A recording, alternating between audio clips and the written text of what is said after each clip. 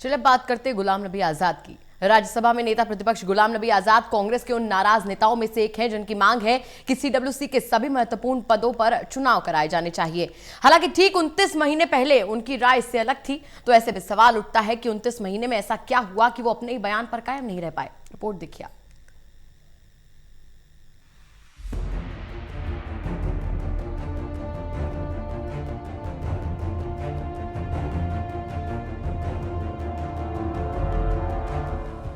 कांग्रेस में बदलाव की मांग का नेतृत्व कर रहे वरिष्ठ नेता गुलाम नबी आजाद का 2 साल पुराना एक वीडियो काफी चर्चा में है। ये वीडियो 18 मार्च 2018 का है, जब दिल्ली में कांग्रेस पार्टी का महाधिवेशन हुआ था। वीडियो में आजाद एक प्रस्ताव में कांग्रेस अध्यक्ष को कार्य समिति के सदस्यों के नामांकन के लिए अधिकृत करते हुए सुने जा रहे हैं, जबकि अब उनका कहना है कि कांग्रेस कार्य समिति के लिए चुनाव कराए जाने चाहिए। गांधी परिवार की वफादार नेताओं ने अब मांग उठाई है कि उन सभी बागी नेताओं को बाहर का रास्ता दिखाया जाए जिन्होंने पार्टी अध्यक्ष सोनिया गांधी के निर्देशों की अवहेलना की है।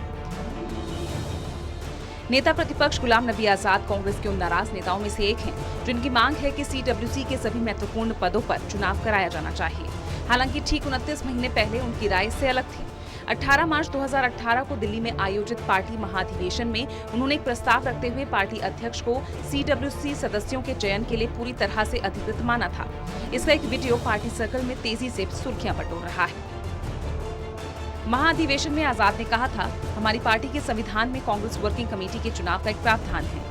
135 साल के इतिहास में कई नेता अध्यक्ष हुए जिनका चुनाव हुआ था, लेकिन बहुत कम बार ऐसा हुआ, लगभग दर्जन भर से भी कम, जब वर्किंग कमेटी के लिए चुनाव कराए गए। अक्सर एआईसीसी पार्टी अध्यक्ष पर ये जिम्मेदारी छोड़ देता है कि वो सीडब्ल्यूसी का गठन करे। उसकी जिम्मेदारी होती है कि वो अलग अलग क्षेत्रों से सदस्यों का चयन करता है। ये हमारी परिपाटी रही है कि अध्यक्ष ही सीडब्ल्यूसी का गठन करता है। मैं एक प्रस्ताव रखते हुए पार्टी अध्यक्ष को वर्किंग कमेटी बनाने के लिए अधिकृत करता हूँ। मुझे खुशी है कि लोगों ने इसे एक सुर में पारित कर दिया। अब सवाल उठता है कि महज 2 साल में गुलाम नबी आजाद के विचार में ऐसा क्या बदलाव हो गया। आजाद गांधी परिवार के सबसे वफादार नेताओं में से एक रहे हैं, जिससे उनकी यात्रा राज्यसभा में नेता प्रतिपक्ष तक तय हुई। आज उनका नाम पार्टी के बागी नेताओं में शुमार है, लिहाजा कई नेताओं को ताज्जुब है कि ऐसा क्या हुआ। आजाद का मानना है कि जो पत्र पार्टी ने जारी किया वो पार्टी को मजबूत करने के लिए था। पत्र पर हस्ताक्षर करने वाले आजाद समेत 30 नेताओं का कहना है कि ये पार्टी हित में है, लेकिन बाकी नेताओं की राय कुछ और ही है। पार्टी के एक नेता का मानना है कि आजाद का बागी होना उनके निकट भविष्य की एक झांकी हो सकती है। पार्टी के एक सूत्र ने कहा कि उनकी राज्यसभा के अगले कार्यकाल को लेकर अभी कोई निश्चितता नहीं है, जो फरवरी 2021 में खत्म हो रहा है। हाल ही में मल्लिकार्जुन खड़गे को कर्नाटक से राज्यसभा भेजा गया। इससे साफ है कि खड़गे राज्यसभा में बहुत जल्द नेता प्रतिपक्ष हो सकते हैं। खड़गे राहुल गांधी के करीबी नेताओं में माने जाते हैं।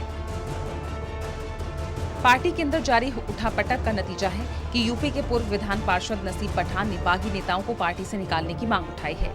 एक वीडियो में पठान कहते हुए सुने जा रहे हैं कि जब सोनिया गांधी जी कह चुकी हैं कि हम सभी एक परिवार की तरह हैं, तो उनके इस बयान के बावजूद हमारे नेता गुलाम नबी आजाद इंटरव्यू दे रहे हैं।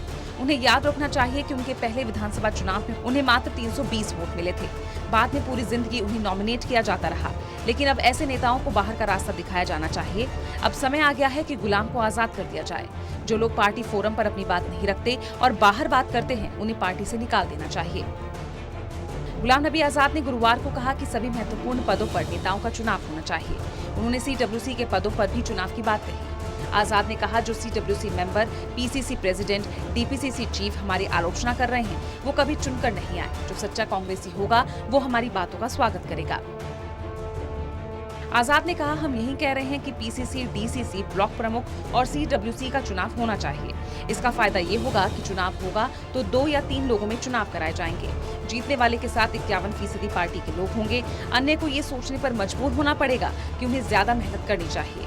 मौजूदा वक्त में पीसीसी प्रमुख को 1% लोगों का भी समर्थन नहीं होता। ऐसे प्रदेश अध्यक्ष महासचिवों की सिफारिश पर नॉमिनेट किए जाते हैं। हमें ये भी नहीं पता कि उन्हें 100 या 0 कितने लोगों का समर्थन हासिल है। जिन्हें 100 लोगों का समर्थन हासिल है वो अच्छा काम करते हैं, लेकिन जो 0 वाले हैं वो राज्यों में पार्टी को 0 पर ही ले जाते हैं। Special desk, total news.